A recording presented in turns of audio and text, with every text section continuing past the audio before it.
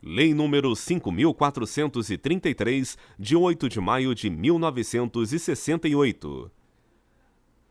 Regula a microfilmagem de documentos oficiais e dá outras providências. O Presidente da República faço saber que o Congresso Nacional decreta e eu sanciono a seguinte lei.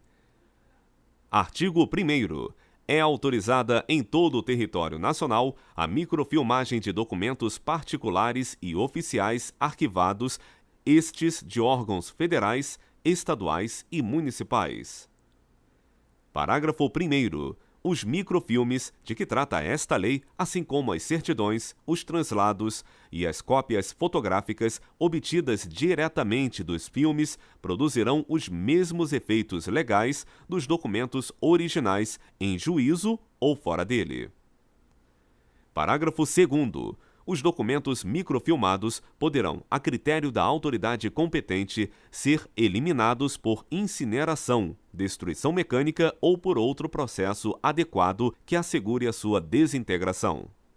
Parágrafo 3º. A incineração dos documentos microfilmados ou sua transferência para outro local far-se-á mediante lavratura de termo por autoridade competente em livro próprio. Parágrafo 4º. Os filmes negativos resultantes de microfilmagem ficarão arquivados na repartição detentora do arquivo, vedada sua saída sob qualquer pretexto.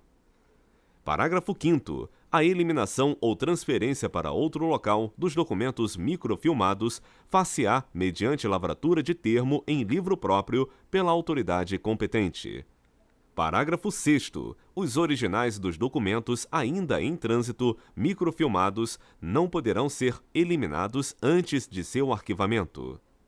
Parágrafo 7º. Quando houver conveniência ou por medida de segurança, poderão excepcionalmente ser microfilmados documentos ainda não arquivados, desde que autorizados por autoridade competente. Artigo 2º. Os documentos de valor histórico não deverão ser eliminados, podendo ser arquivados em local diverso da repartição detentora dos mesmos.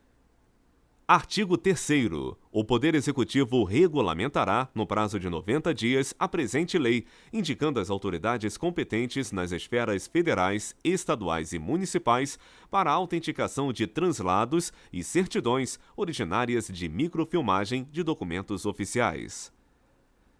Parágrafo 1º. O decreto de regulamentação determinará igualmente quais os cartórios e órgãos públicos capacitados para efetuarem a microfilmagem de documentos particulares, bem como os requisitos que a microfilmagem realizada por aqueles cartórios e órgãos públicos devem preencher para serem autenticados, a fim de produzirem efeitos jurídicos em juízo ou fora dele, quer os microfilmes, quer os seus translados e certidões originárias.